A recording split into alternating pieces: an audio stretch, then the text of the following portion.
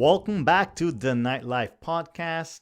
Guys, today I am going to be sitting down with a good friend from a very, very long time. That just sounds like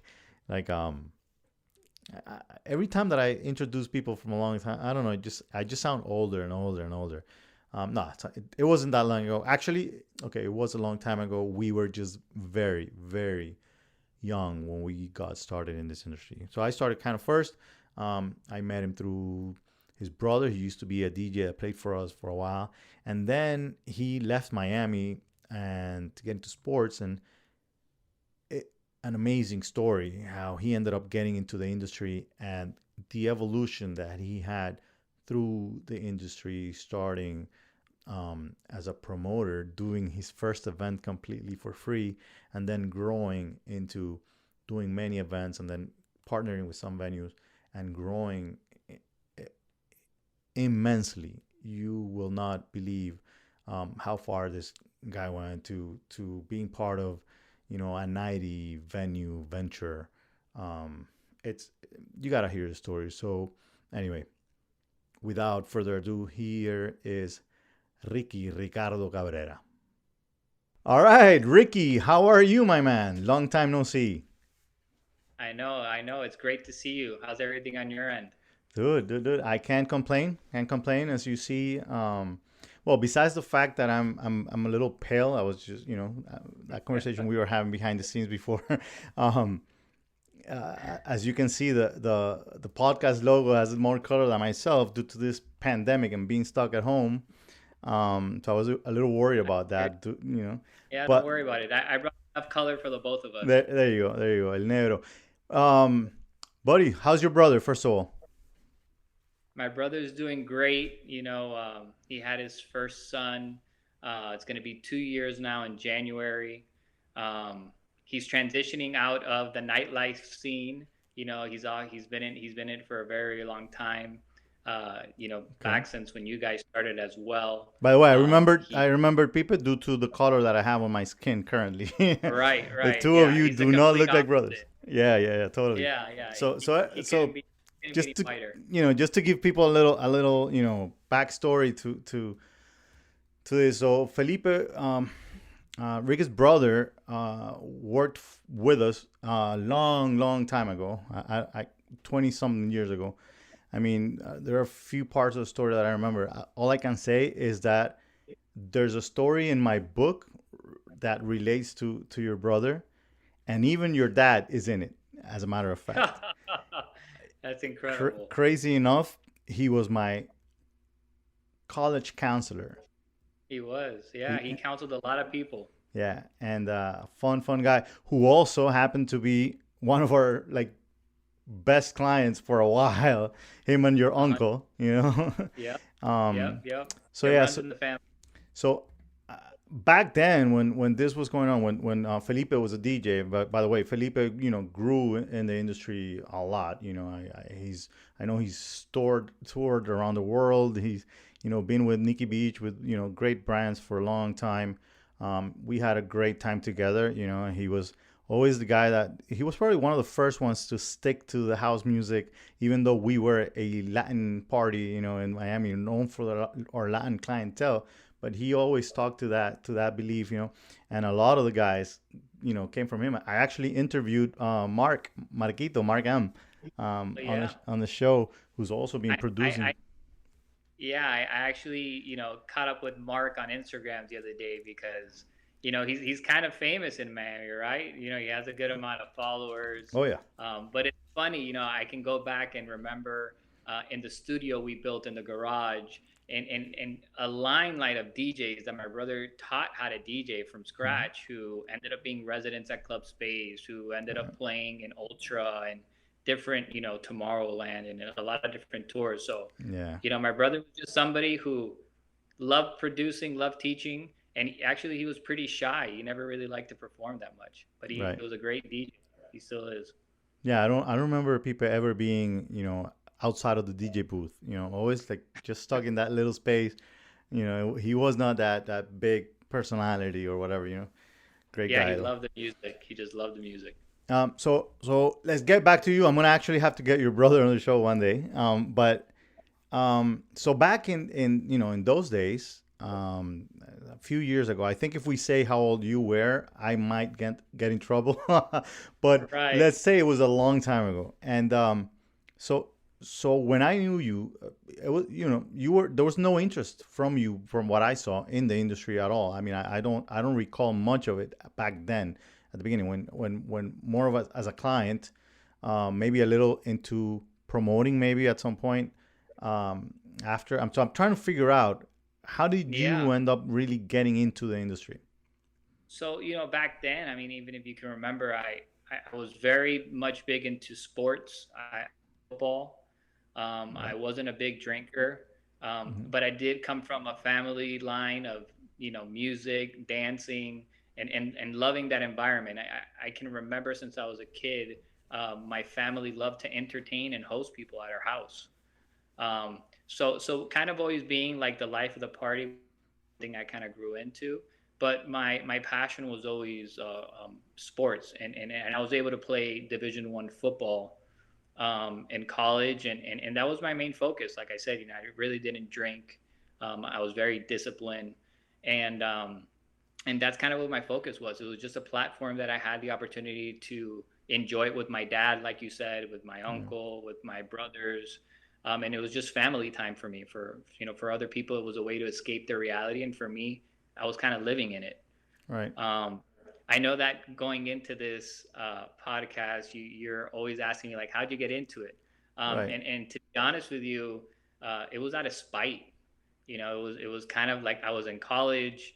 I had just gotten in a huge fight with my coach, and I thought I was, hot shit. So I quit the football team. Um, and I was kind of lost. I got lost into partying for like 3 4 months. I was very popular in college, and I remember one Wednesday Was afternoon, this sorry? Was I was this going out Tampa, or where was this at? in Tampa, yeah, Right. University of South Florida Right. in Tampa. Um, and I remember I got invited by somebody to go out one Wednesday, and when I was walking into the bar, I got denied entry, Oh. and I was like, wow, I was like, what is this? I'm used to just walking in everywhere. I mean, Right. you can attest to it, right? Even as a young man before going to college, you guys always used to take care of me, Right. Well, and you it, had and you it ended had up you being you did have your dad, your uncle, or right, right, some a very good parent looking guardian. or some very good looking girl next to you. Correct, correct. Yeah, it just happened to be that way. Um, but yeah, I come to find out that the owner of that establishment thought that his girlfriend was cheating on him with me, Oh. and at that time, the clubs and bars were ran by the fraternities, Right. and he was one of the biggest fraternities. So I turned back around and I said, you know what? I'll throw my own party. I don't need the fraternities, and I think that's just something that's always within me to kind of turn around and say, you know what? If I can't get it through here, then I'll do it. Right. And so that's what we did. I turned around. I turned to the football team. I turned to the athletic department, all the people who were popular because they played a sport. And I said, hey, you guys want to promote this party for free? Hmm. And so overnight, I got about 400 promoters and Right. threw a free party. And next thing you know, we had thousands of people at this event that I threw for free. And at that moment, a light kind of triggered in my mind. And I was like, hey, you know what? I can kind of be onto something here, especially for athletes, because when you play collegiate sports, you're not really allowed to work anywhere. And so maybe Right. them being promoters gave them the opportunity to make some extra money where they normally couldn't. Correct. Correct. That's awesome. So Yeah. you're not the first story I hear that gets into the industry out of spite. As a matter of fact, and there's been a few that have gone in the right direction, but most of them have gone in the wrong direction, um, because they use that as the only thing that drives them into it. And they, instead of going in the route that you were younger, and maybe at that time there was no, I guess there wasn't the money power that you could have used to do something even worse and maybe stupid, as the other stories that I know that actually, for example, I know one that couldn't get into this place at the beach, mangoes. Imagine not being able to get into mangoes says a lot. And the guy put in $9 million into a venue here in Miami. So Wow. yeah, crazy. Long story short, he lost all of that money, or most of it at least. Um, so Yeah, so and I to kind of piggy off of that, I do appreciate the fact that I don't come from a silver spoon. I do appreciate the fact that everything that I've done has never been a financial decision. It's always been based off of understanding that hard work is always going to be your number one source of making anything happen, right? right, And so having that balance from sports and understanding like, hey, you don't pay your way into it. You got to earn your way into whatever you do. It doesn't matter if it's this industry or any type of career right, or goals you have ahead. Was something that definitely set the bar for me after that house party. Because after that house party, which was really in a mansion, um, I brought a few of us together that were in the sports and athletics, and I said, I want to rent out a venue, a night, and start doing these events next to where the fraternities did the parties. right, So for example, imagine having Madhouse or Yahe, and right right, next to it, I rent out Rusty Pelican to right. do like to just compete. But Correct. understanding that, I knew that I needed money to rent out the venue, and But so hey, by some the of the way, vision. it happened to us. I mean, there was a place next to us called El Grill, and their flyers would say the entrance after Yahe or Madhouse or something. Oh yeah, that's right, that's right, that's right. I do remember that. Further down, no, Yeah, further down. yeah, yeah. Just keep going further. Yeah, Yeah, it's yeah, no, crazy. I do remember that. No, it is. It's insane. Ricky, let me So, ask you so a yeah. quick question. So after that, when you start doing this, so do these become weekly events or more long, a So few a at year? so at first, what I tried to do was highlight what I felt were um, trendsetters' birthdays. So Okay. myself and I would group a few of us, and then I would go and get another group and do birthdays. Right. This is when And the it would, and word influencer did not exist. correct. Right. Call them trendsetters. I Okay. call them trendsetters. You want to be seen as the best club in town, the best restaurant in town, or the best venue in town, or you want to be seen as the best club promoter or promoting company in town. Well, there's only one way you can do this, and that is with digital marketing.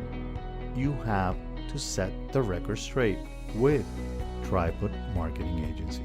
So I identified trendsetters, right? I knew like if I was able to get the trendsetter, I was going to get at least seven more people that would work for free and get the word out. And I Right, knew that word of mouth was your strongest form of marketing. right, That the return you got on flyers or any of that other stuff, and Facebook was just starting off.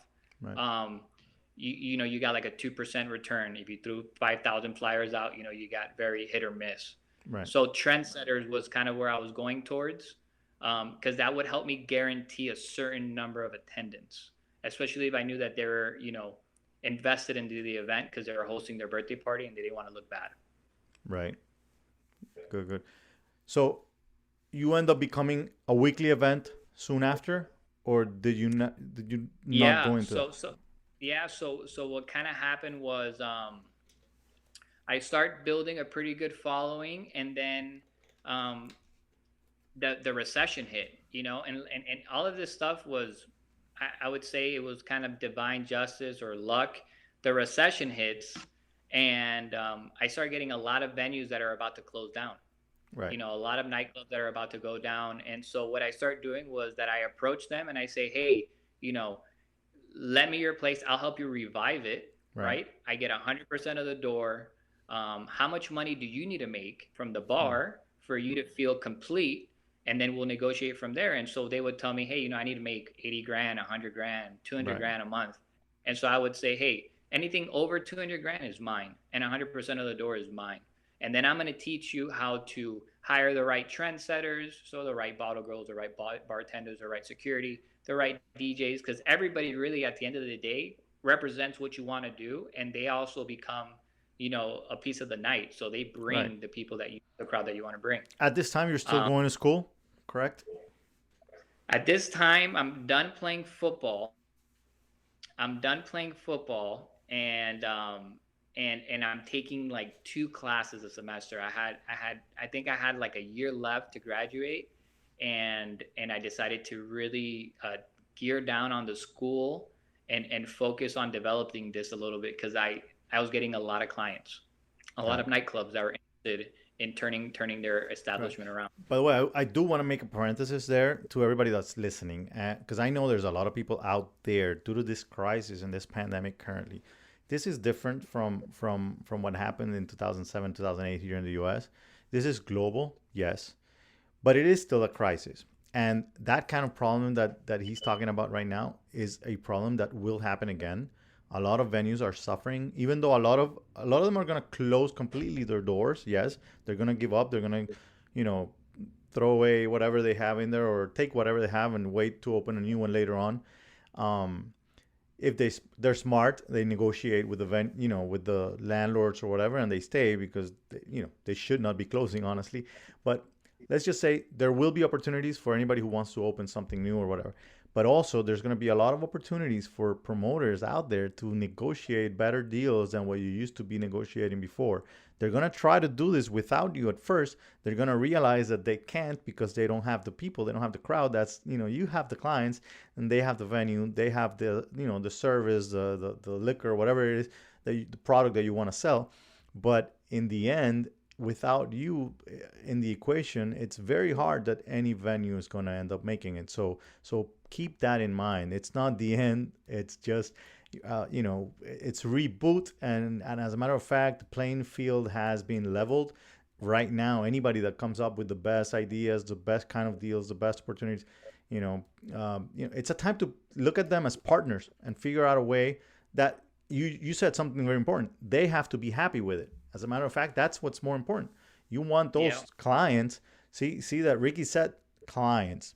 The client is not that customer that comes through the door. Your client is the club in the end, Yeah, you right? gotta, yeah, and you said a lot of positive things there, right? Like, Mm-hmm. um, I'm in the industry now, but in a different aspect of it that we can talk a little bit later. But Mm-hmm. my transaction into the industry. But right now, it's a perfect opportunity, right? Where people think everything's going wrong and there's no opportunity. This is a perfect time.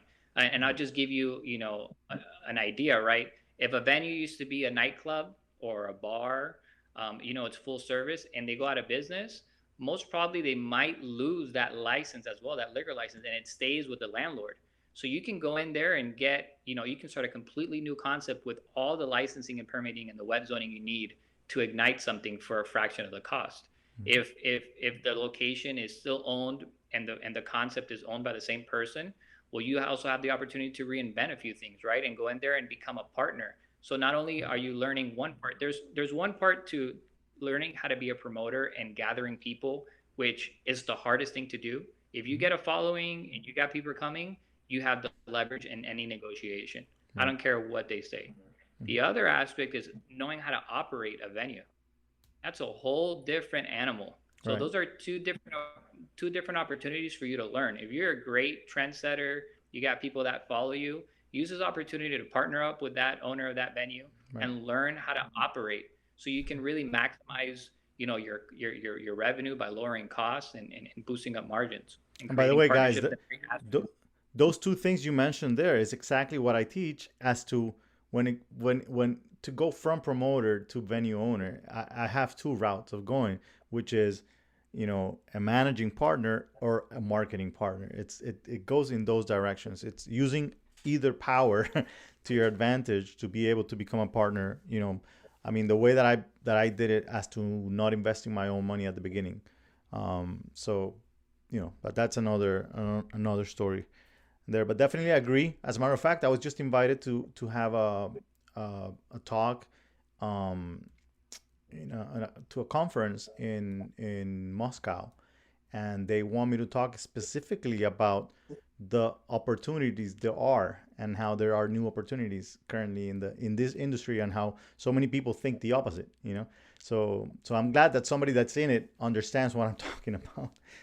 um Yeah, Ricky, yeah, so and yeah, it's difficult times for all of us, right? And so correct. it's very easy for any of us to be dwelling on the opportunities we had going into 2020 to comparing to where we are right now. But I Right. still sit here, even through all the hard aches that we've gone through this year. I still sit here, and I couldn't be more excited for the opportunities that are ahead. Yeah, man. I'm biting my nails just waiting for it to stop. I'm like, oh, waiting like a Yeah, shark just outside, you know what I mean? So anyway, back to your story.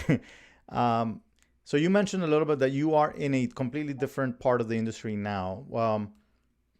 Let's not jump to that, but try to go a little, I guess, jump a few years into from those sure. parties.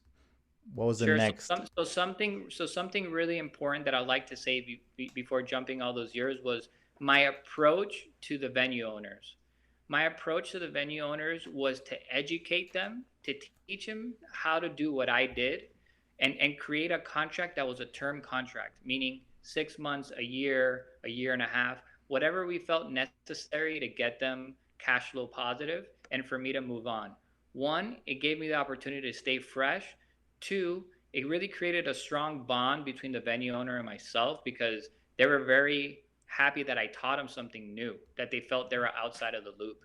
And it really made them quick on kind of creating word of mouth and Hmm. telling their next friend, that if they need a good service, someone to kind of help them turn things around, to reach out to me.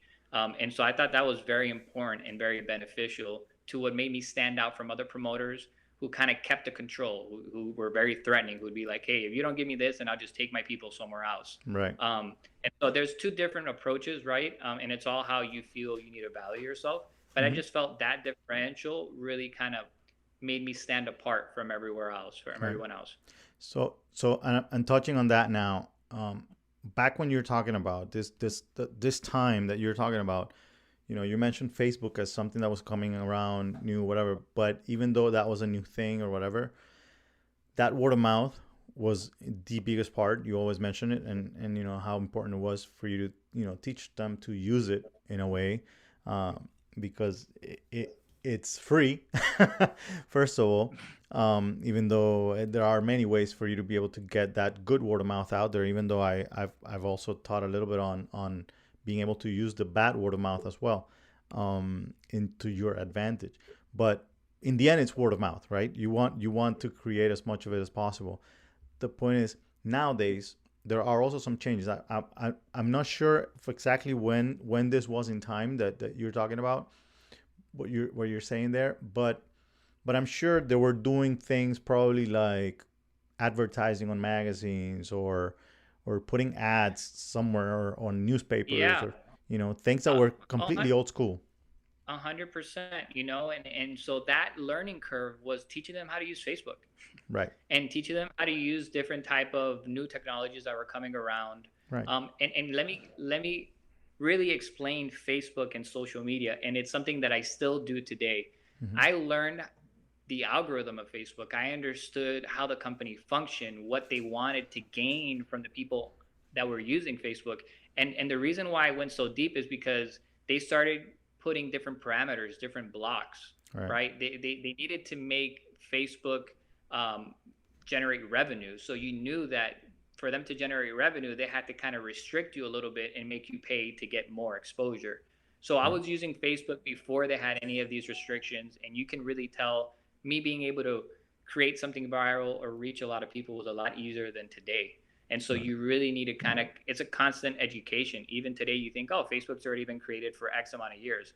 I mean, you need to stay on top of Facebook because they change their algorithm, they bring in new features. And so you really need to be adaptive and continue to use these new features to be Hmm. able to get the exposure you're looking for to Right. help you kind of gravitate to that word of mouth. And I agree with you, Julio, when you say any word of mouth is a positive one. Even if Hmm. it's negative, it's a positive one. If you're part of the conversation, then that's somebody that knows about you. And Right. it's all about getting the right message to them for them to even give the opportunity for them to swing by your venue. Definitely. Definitely. All right. So after all these years and getting Sure. involved in that way, what was your next Yeah. jump in the industry? So so this is the good thing, right? So I got to a point where I controlled a lot of my market. Tampa and Orlando, it's really owned by a few people. And so once you kind of got into that circle, you really had access to a lot of venues. And I was basically renting out the nights to other promoters and making money every night of the week from other sub promoters, so other companies. Um, and it became such a monopoly that that industry, for some reason, it has a lot of mob ties. Not because it actually has mob ties, but people think they're mobsters. Right, right, right. Um, and so, a long story short, I got assaulted at one of Hmm. I got assaulted by five individuals who wanted to send a message out to me, um, hit across the head, broken skull, the whole nine. And it took me like 7 months to walk again, recover myself. And through that time, I sold my promotion company and I started to reevaluate what my next steps were. I knew I couldn't be a promoter my whole life. I knew I had to transition somehow, but the money was so good, I didn't really know how to transition. And so that assault, I thank God for that assault because it made me really stop, take a step back, look at the situation I was in, and then redirect myself to where I needed to go.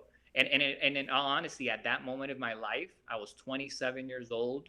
It was I don't know, 2010, I believe, and I didn't like the person I had become.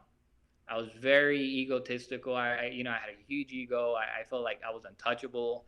I hired half of the police force at all my venues, so I feel like the cops couldn't touch me. So by the way, And so guys, that that really, remember that is the old club promoter description in the dictionary, the one that we are trying to change. All right. yeah, yeah. I had 80 different promoters or promotion companies under me. I was making a ridiculous amount of money in cash, Mm. and when that assault happened, um, both legal parties came into play, and I soon realized that I couldn't go to court to defend myself because I really wasn't running a legitimate company. I didn't have the taxes in place. I didn't have a lot of the structure in place, and so it was time for me to really learn what it took to run a real company and make a strong name for myself because promoter wasn't something I could put on a resume. Right. So yeah, What? so I made that transition, and what I did was I looked at all the clients I had, and I felt what were the best concepts that had legs for me to create a cookie cutter franchise concept and develop it across different markets. So you used some of the basically the relationships that you built to be able to get to that next level. 100%. I definitely didn't want to start from zero. I felt that I had to transition within some of the relationships I had built. Mind you, some of my relationships were doctors, insurance providers, lawyers, and I looked at all those fields. Right. What did it look like for me to sell life insurance? What did it look like for me, to become a lawyer? Right. And I went through those processes, but I realized that entrepreneurship was something that I was good at, and I saw that there was a niche within the field that I could really capitalize on. And so I turned to the clients that I helped develop their marketing and their concept and kind of went that route. Okay. So what was that first project you did with? Yeah, so what I did was I went to a concept called World of Beer, which at that time was a neighborhood bar in a high neighborhood in Tampa in West Chase. And I approached them, and what the deal I had made with them was they would give me equity, sweat equity, for me offering my marketing services for free. And when I approached them, that was the deal they wanted to keep. They didn't want me to, be part of the company. They didn't want to give me a salary, right? This was a startup company, and they wanted to keep the deal we had. And so what I told them was, hey, right now you have two bars. They're averaging about 1.2 million a year. Anything over that 1.2 million is my salary. I'll continue the services for marketing um, for free. I get the sweat equity, but anything over that 1.2 to at the end of the year becomes my salary. And sure enough, after the second quarter, they offered me the CMO position. And And please, then please take a salary. yeah, because they realized that it would benefit them for me to be on board. And then after that, I purchased the rights to the state of Colorado and Texas to develop the concept. Awesome. So in the end, how many of those did they end up opening? They, I mean, with you. Yeah, sure. So I personally own 16, and I was part of opening 90 plus World of Beers across the nation. And I Wow. helped them develop the brand into entering into the Asian market before I So exited the company. see, that's why I think promoter has to be on the resume. You know what? And I understand 100% where you're coming from when you say that. And it's one of the things that bothers me in a way because I've been doing it for so long. Even though it's just one part of what I do. I mean, I haven't been doing it myself, honestly, for a while. But as a company, we continue to do so. Now, it's basically where I started, as you know. Also kind of the same age as when you got started. I was 18. I won't say yours, but but um but I do believe that if promoters were to not do the things that provoked you to get out of the industry and not have the egos that you yourself can say today, now that you're more mature, that you had at that some point in time, or it's just Yeah. it's ridiculous. I, um I think I'm a true believer that money highlights the type of person you are. mhm, It doesn't change you.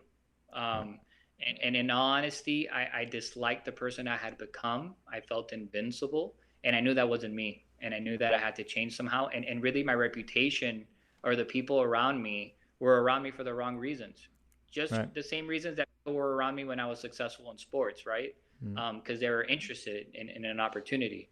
right. Um, And they both but kind of but gave you money and some kind of power in a way, right?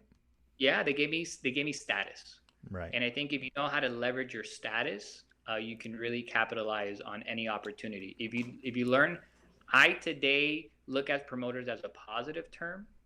Right. During that time of my life, I looked at it as negative because I looked at it as something people didn't take very serious because it came so easy to me.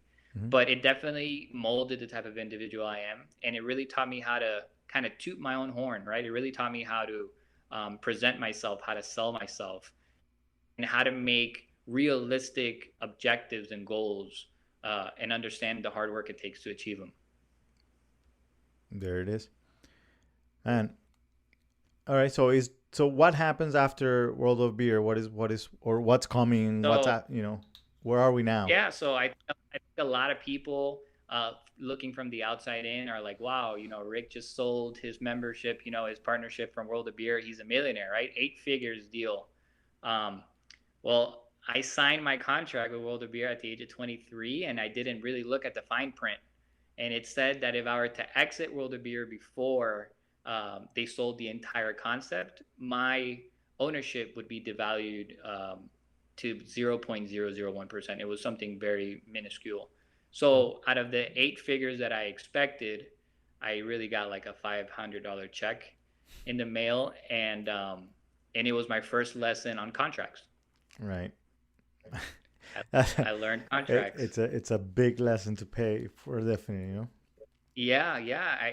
Honestly, I was responsible with my money when I was developing the different locations across the U.S., and I was able to invest in what I have today, right? Which was a home and obviously a distribution company, which we can get into that in a little bit. Hmm. Um, but it definitely made me put my head down and work 10 times harder because it's very different from when you're expecting a $12 million check to hit your bank and you coming back to a home you paid for in the city you grew up in, and you feel like you have this cash flow to build this company with time, to realizing you have $500 in just the assets you own on your back and a company you just bought that's hemorrhaging $25,000 a month.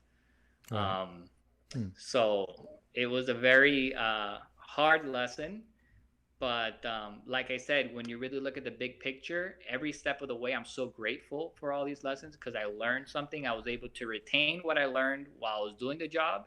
And then I was able to learn a lot of lessons during the hardship that have really molded me to how well rounded I am today. At least I think I'm very well rounded, even though I know I have a lot of lessons to continue to learn. I mean, the good thing is it's that it's definitely early in your life. Even though after hearing all the stories, that everybody could say, "What do you mean early, man?" It's been so, and definitely your generation sees it a little different than mine, I guess, and the ones before. That for some reason you guys have this chip that billionaires by 30. You know what I mean? Uh, It's in maybe not yours as much as the next one after you. That but everybody. I am a millennial, right? I mean, Right. I'm right on the press with millennials, and to be honest with you, it's still a lesson. I've used this pandemic to really peel back the layers of myself, Mm. um, and I tell everyone this, even your viewers, right? It's not the goal you set out in front of you that's impossible. It's not the objectives, right? Like you can accomplish anything you put in front of you. But where we fall short on our expectations, right? Even though we say we try not to create an expectation, we fall short on the time that it takes. Um, and so I think that you really need to, kind of set the goal, understand it, but then also be realistic with how long how long it really takes to achieve that goal Mhm. realistically. And it's not so much the time, but it might be the learning curves you have to go through. The Right. different type of life situations that are ahead of you that might Right. just stall that growth that you have to overcome. And in due time, you will achieve your objective. It might not look the way you expected it to look, but I promise you it's probably going to look better. Right. It's not just what you expect, but when you expect it, and definitely why. That's the one. That's another one that. That's And my driver. yeah, brother. My, I mean, my why is I my most important thing. I've read it in I don't know so many books. I've heard it in so many podcasts, so many speakers talking about the why, and that I started to put that in front. As a matter of fact, it's right behind the camera there. There's a big why, and it's mine is written there. It's like a constant reminder. You know what I mean? Like it's really nice. I didn't see it as important before, and it just changes the game completely. You know what I mean? Like the. The why And by is the way, it's so not money. important.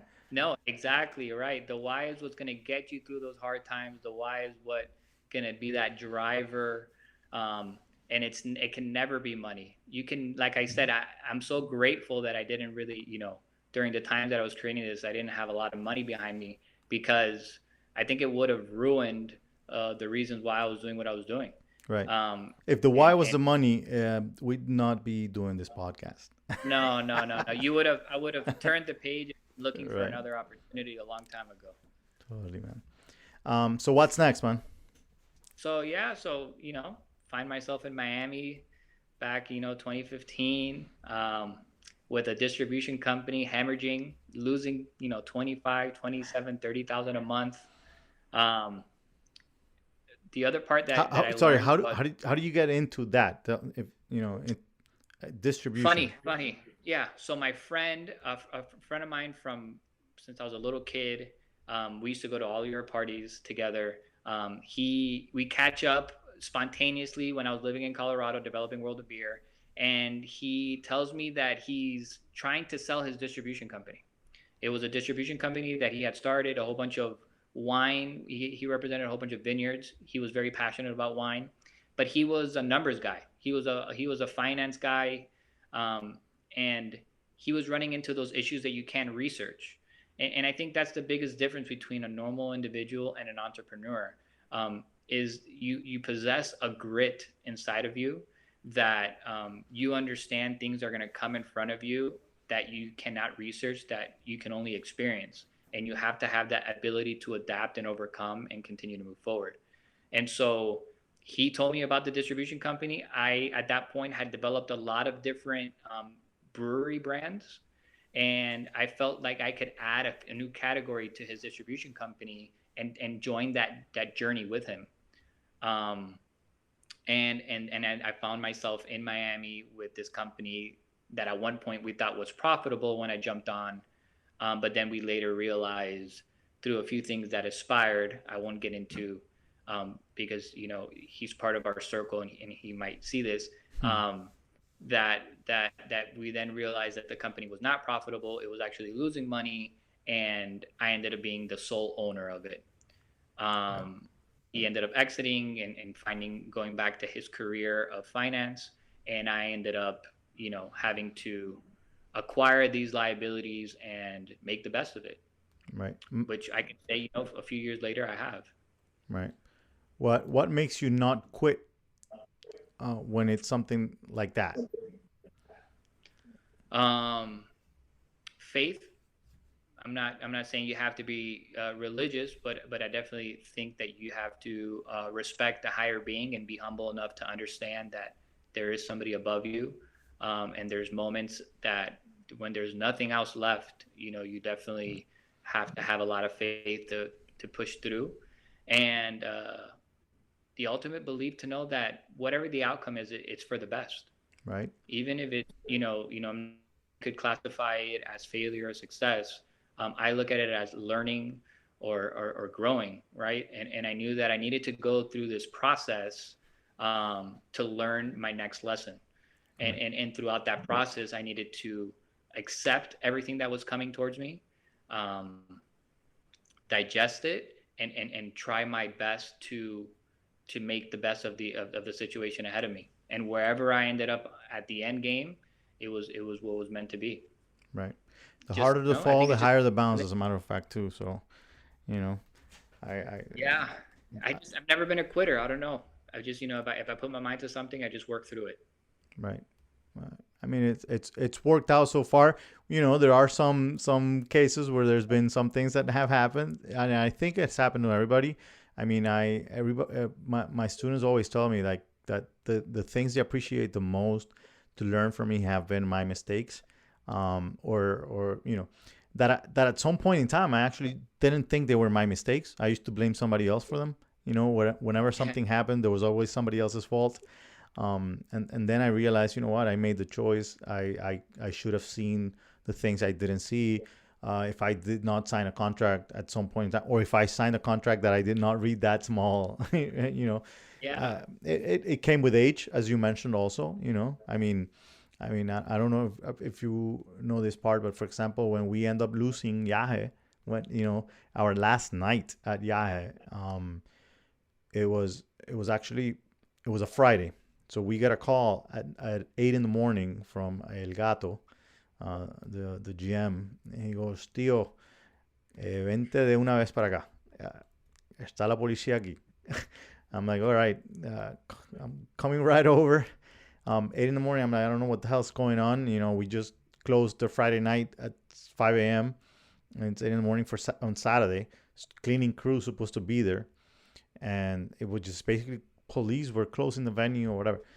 And it was just, I had a lease of that venue, but my lease was with the original lessees, with Eamon and Yeah. all the guys, the whole group, the French guys, and Pepo, everybody.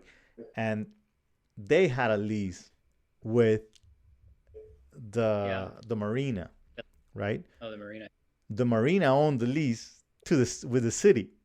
So imagine this. It's a lease of a lease of a lease of a lease. So Yeah. of course, look at this. This is back in those days. We're talking about somebody had a lease that was paying probably like $10,000 for, and then somebody had a $15,000 lease, and then somebody had a $20,000 lease, and then we had the most expensive lease. Plus, we were paying on top to everybody so that they would earn something, so that we could keep the business from them because we took it from them. Anyway, the point is, we did not see the fact that their lease had a clause that said no subleasing. So it was just the marina decided one day, you know what, we don't want any more problems.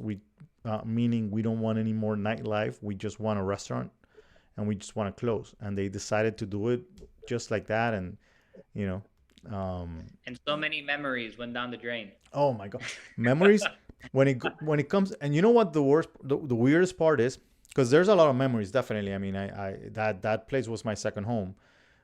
It was 14 years that we were there, imagine. So But more than that, and by the way, we had just remodeled the offices and upstairs and everything.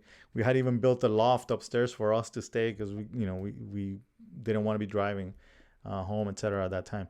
The point is, the worst thing that hurt me the most was I had in my drawer all my pictures, like with my mother passed away, and with my with I had some like pictures with like every artist that had been to the club or that we had a show with or whatever. So like all my memories, like good memories that I had a picture of, I had in a drawer in there, and they did not allow me to go back inside to pick up anything. That's Like incredible. it was crazy. And again, Yeah. age. It was one of those first things, that we were experiencing in this in that sense. It was not the last. It was not the last. I mean, I now can tell you that I will not do anything without a contract, and read it over and over. More than a contract, with a lawyer. You know what I mean? You got to hire the Yeah. professionals to do their thing, right? Yeah. And I think, throughout your whole experience, talking to promoters or people getting into this business or in any business in general, you really have to play that very interesting line of of being a good person and then being a correct person and having a little malice in you as well, Mm. right? If you go overboard to try to like fuck someone over or cut a corner, it's gonna come back around and get you, Right. and the word's gonna get out, and people aren't gonna want to work with you, right? Right. If you go and you're too good, people are gonna walk all over you, Right. right? You So know what? you kind of really have to understand that balance as an individual and say, hey, listen, the more honest you are, the more transparent you are, and the more straightforward you are, the quicker you're going to get things done. In honesty, Right. and you have to delegate. Let lawyers handle what they handle. Let different accountants handle what they handle, and Right. and you just be yourself and be honest, and understand that you have your hard no's and your hard yeses, and Right. don't ever bend those. In the last interview that I had Aurelio from La Covacha. I think I mentioned it, and he did say something like that. It was in basically like when he would negotiate with you, he was going to be a shark and get as much as possible from you, and give the worst deal possible to you that he could give, and the best possible for him. Um, but then whatever that deal was, there was no way that he was going to back on that, or there was no way that he was not going to, he was going to owe you money for any of that, whatever it was. You know what I mean? So in a way that I think Yeah. it has to be kind of that way. Um, And that's a lesson that I think you will run into, mhm. right? People will owe you money. You have to understand that if you're a creative individual and you're great at creating concepts or nights or venues, um, you have to understand that once you create that concept, it becomes the people's, and the people Right. make it whatever they want to make it, right? Um, Right. but you also have to understand that if that person that you created for or that partnership you get into um, takes advantage of it and they squat on it and if they make it their own, and they owe you money, you have to weigh out things. You have to think in a financial sense and say, well, how Mhm. much is this going to cost me to fight it? Mhm. Right? Is it worth me fighting it, or should I turn the page? I've already done it once. You're probably going to do it again. Don't Right. asphyxiate so much on that one thing. Just recreate it, learn from your last mistake, and then try to do it better. Right. But weigh out your battles, because it's all you have to think about: principle versus principle. Right. Don't And let one affect the other. and then also you have that other factor in some cities. For example, we are better known for the promoters now for like outside of South Beach, right? So everything that's outside of the beach, like if it's Brickell or the Wynwood area or whatever, like they know that we do that area well or whatnot. Now, not too long ago, I was talking to somebody, and our accounts receivable has like over 200 grand owed to, like, from different clubs in the area, right? A lot of those clubs we are working with again after they owed us a lot of money, but completely different, deals and contracts, and whatever. But we decided not to start suing anyone. There was like only one that we decided to sue, and he ended up passing away. He passed, so we couldn't. But everybody else, we decided not to because of the fact of like supply and demand. There was just a certain amount of clubs, in the area that we could work with. The moment that we start suing certain clubs, I mean, of course, I'm not talking about hundreds of thousands from one place alone, you know. So again, you gotta weigh those and realize, is it worth it? Do I have, for me suing this venue, what are they gonna say? Is everybody on the street gonna be saying that we are those promoters that sue? So don't hire those guys, because what if something goes Right. wrong with them? So yeah, you gotta think about everything. Exactly. Because every venue is going to go through hardship. Mm-hmm. It's very hard for you to get the same group of people to the same place every day of the week, Right. even on the weekend, right? Or even every week after week. It takes a while to build it up. So they're going to run into financial hardships, right? And Yeah. so they need to know that they're with somebody who's going to be with them in the hard times and in the good times. But like I said, really check your ego through all of this, because Right. it's principle versus principle. Principle one being financial, Mm-hmm. right? Your principle, your finance, and the other one is your principles as a person, Right. right? And you, with your ego, you can't be like, I can't allow someone to fuck me over, Right. right? I can't allow it. Really, you have to put that on a pause and really understand what affects you more. Right. The financial part affects you more. So be really smart with that and be able to be the bigger person and Right. renegotiate, go in there, position yourself better, and try to make up, what you lost, but continue to work and move forward. Right. Guys, and we've been on both sides of the equation, so I can guarantee you that over 90% of the owners out there want to pay you if you are bringing them money. If they cannot pay you, it's a different issue, but they want to. And I'm Yeah. going to give you a quick example. You may have an amazing Saturday night at a club, and you're doing $50,000 sales at that one Saturday night. But then that same club has a $20,000 Friday and a $10,000 Thursday and no other nights, and loses money in the end because they have an overhead that they cannot afford. And your $50,000 night that is supposed to be, leaving you with a profit, ends up being consumed by that venue not being able to produce on the other nights, and that's how you end up falling behind and having those issues.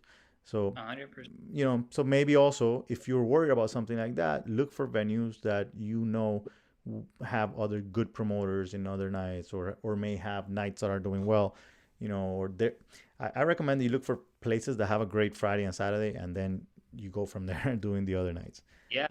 Yeah, I Like, agree. I agree. I mean, there's some people that you don't know what they negotiated on their lease, mhm, and it's literally impossible for them to pay that lease. And then right, it's like a lease plus a percentage of sales, or whatever type of negotiations they made, and you fall accountable to that. And you know that the owner is always upside down.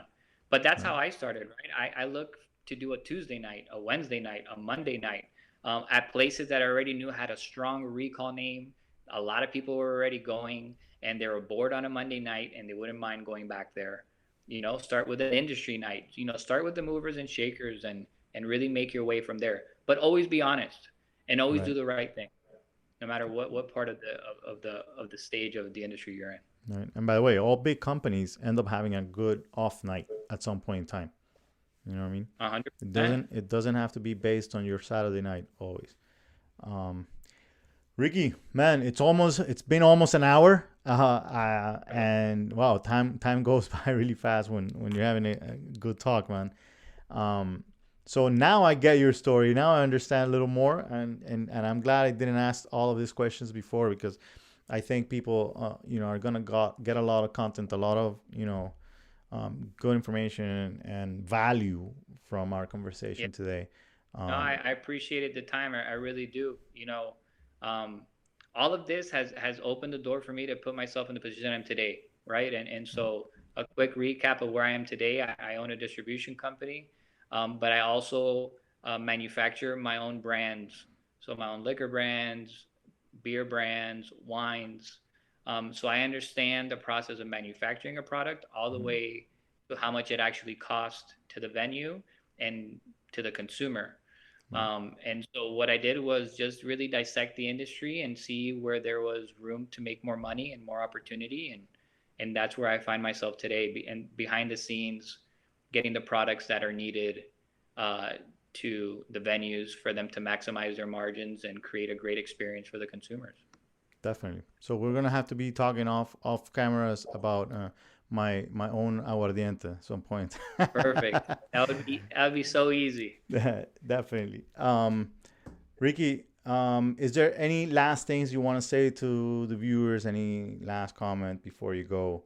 I mean, it's all been great, honestly. So, do No, you man. want I to leave it mean, at that? yeah, to be honest with you, listen to your intuition. It never lies.